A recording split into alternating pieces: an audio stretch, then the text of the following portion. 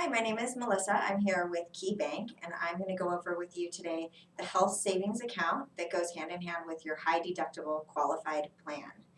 The HSA is only available if you choose the high deductible qualified plan. If you decide to go with the PPO plan, there's no health savings account available with that plan. If you currently have an HSA, you can just continue to use the funds that are in that account for medical related expenses until the funds in that account have been depleted, at which point we can just close that account out.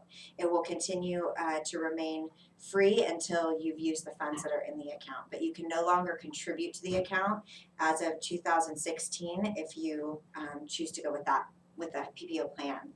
If you do pick the high deductible qualified plan, then the HSA is an option that you definitely want to add to your plan.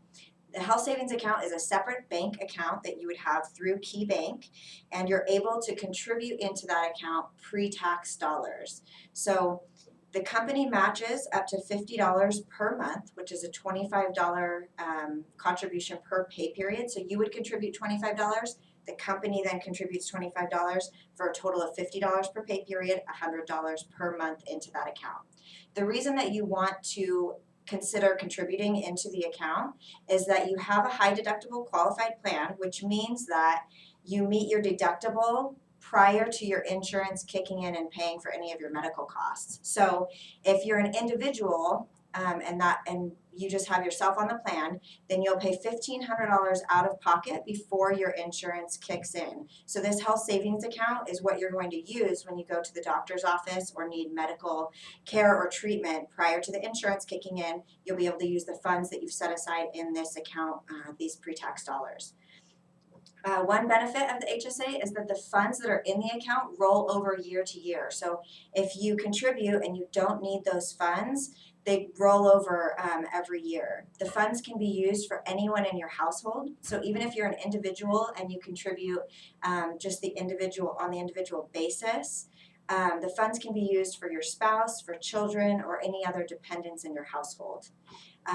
Your contribution limits for an individual for the year 2016 will be $33.50 per individual and $67.50 for a family.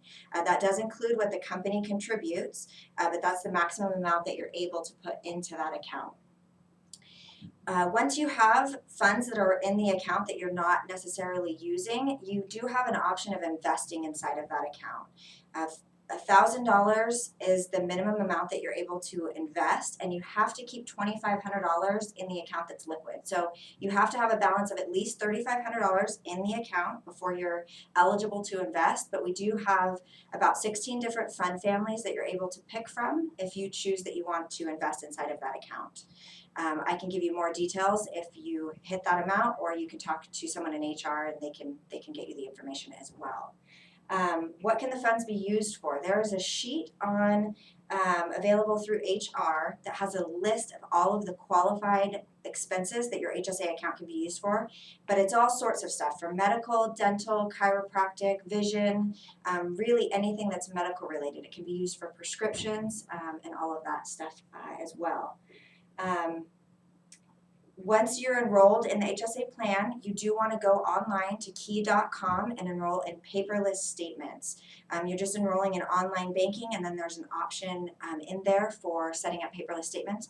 That does save you $3 per month. That's the only fee that these accounts have. Other than that, all of the fees are waived, but you do want to go in there and set up that paperless statement option to waive that.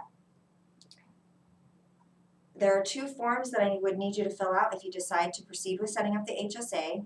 They're both available on the eHealth app. One of the forms is the adoption agreement, and the other form is the contribution deduction request, and that just tells HR how much you're wanting to contribute per pay period.